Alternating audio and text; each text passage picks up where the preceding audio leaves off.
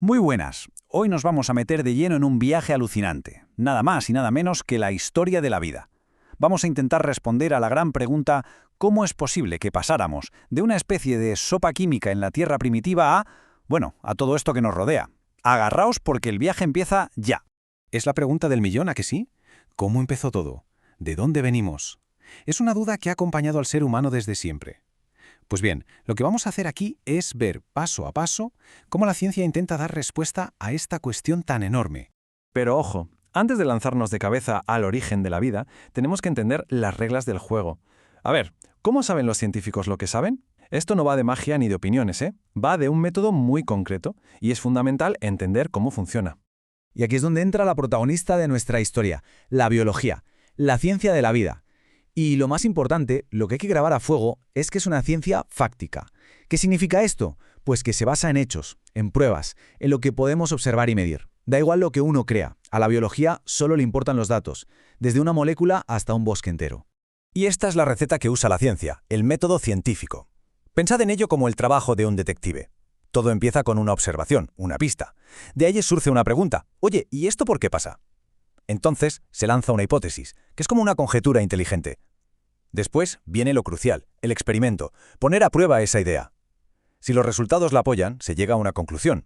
Y si muchísimos experimentos de muchísima gente distinta apuntan a lo mismo, la idea se gradúa con honores y se convierte en una teoría científica.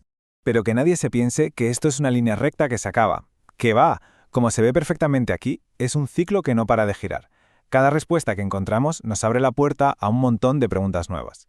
Por eso la ciencia es tan fascinante, porque nunca se detiene. Siempre está en marcha, aprendiendo y corrigiéndose a sí misma. Vale, perfecto. Ya tenemos las herramientas en la mano, ya sabemos cómo funciona la mente de un científico. Ahora sí que sí, vamos a por el gran misterio. ¿De dónde demonios salió la vida? Pues mirad, históricamente el debate era tremendo. Había dos grandes bandos. En una esquina del ring, la generación espontánea, una idea que hoy nos suena a magia pura, que la vida podía aparecer de la nada a partir de materia muerta, como que del barro salieran ranas. En la otra esquina, la biogénesis, un principio que nos parece mucho más lógico hoy en día, que dice que la vida solo puede venir de más vida. Y si a alguien le parece que lo de la generación espontánea es una exageración, que eche un vistazo a esta receta del siglo XVII. Es que es increíble, una guía para crear ratones. Literalmente, coge trigo, una camisa sucia con sudor y espera 21 días. ¡Tachán! Ratones. Hoy nos partimos de risa, claro, pero en esa época esto se consideraba ciencia seria, ¿eh? Entonces, si la vida no aparece por arte de magia de una camisa sucia, ¿cómo pasamos de un planeta de rocas y agua a seres vivos?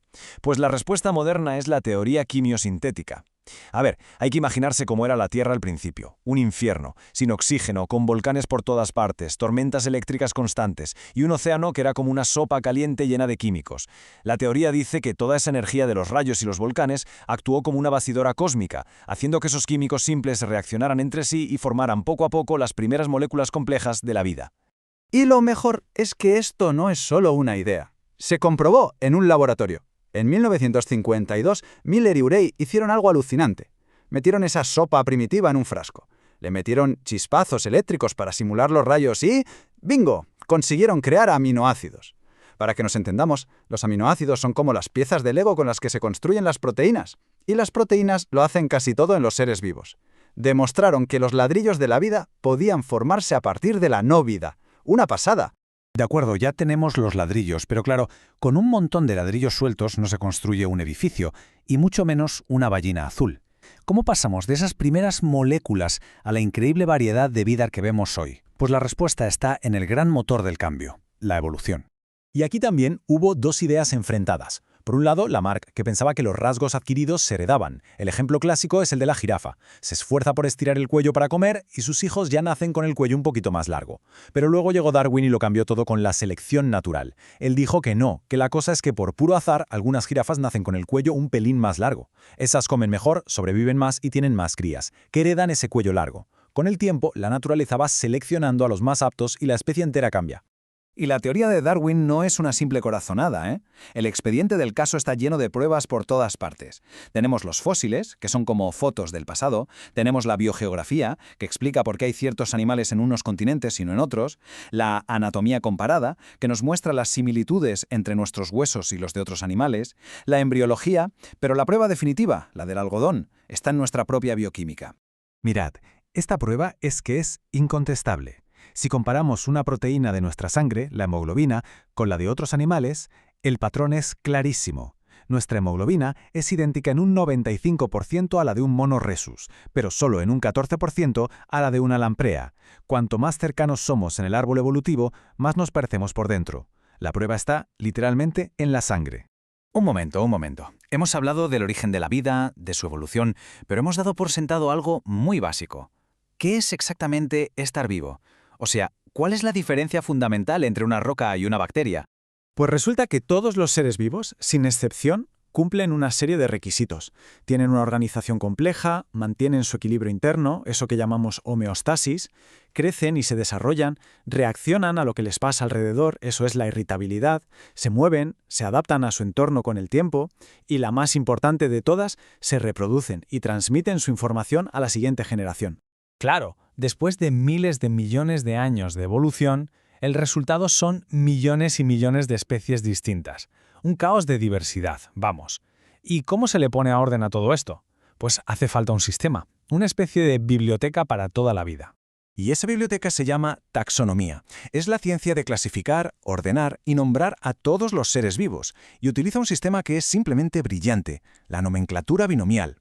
A cada especie le da un nombre y un apellido en latín. A nosotros, Homo sapiens. Y así, da igual que estés en España, en Japón o en el Congo. Todo el mundo sabe de qué estás hablando. Se acabaron las confusiones.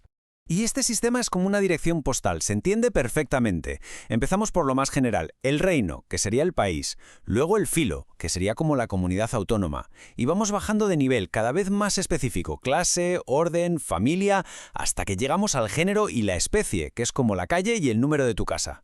Cada categoría nos da una ubicación súper precisa en el gran mapa de la vida. Y claro, esta biblioteca ha ido creciendo y cambiando. Al principio, en el siglo XVIII, la cosa era fácil. O eras planta o eras animal. Punto. Pero llegó el microscopio y, ¡sorpresa!, descubrimos un mundo invisible de bichitos que no encajaban en ningún sitio. Así que hubo que añadir estanterías nuevas, el reino protista, el de los hongos, y así hemos ido afinando hasta el sistema actual de 3 grandes dominios. Y aquí está, el árbol de la vida moderno.